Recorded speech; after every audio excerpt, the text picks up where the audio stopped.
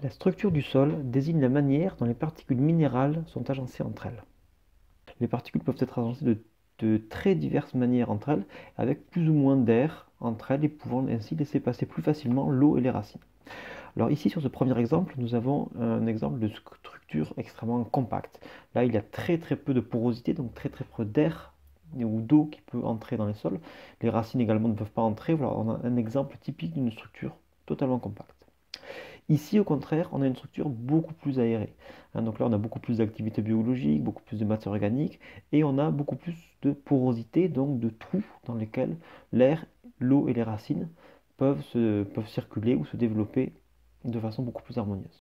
Il est tout à fait possible d'améliorer la structure, de même que d'autres propriétés du sol, en apportant, par exemple, en apportant des matières organiques, comme du compost, comme on voit ici, mais ça pourrait être aussi je sais pas, de l'argile, du sable, de la chaux, par exemple et bien d'autres matières, ou du fumier, etc.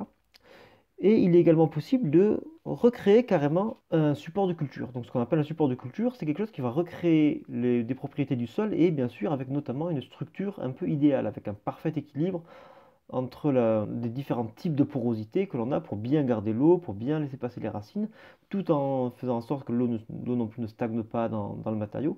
Et l'idée de réaliser un support de culture permet en quelque sorte de refaire un sol idéal. Et c'est ce que nous recherchons en créant un terreau, comme nous voyons ici. Là, on voit ici la fabrication maison d'un terreau de semis, par exemple. Et donc, ce que l'on vous propose avec le terreau, c'est de recréer un milieu de culture qui sera idéal, qui sera le plus favorable possible pour les plantes que l'on veut cultiver dessus.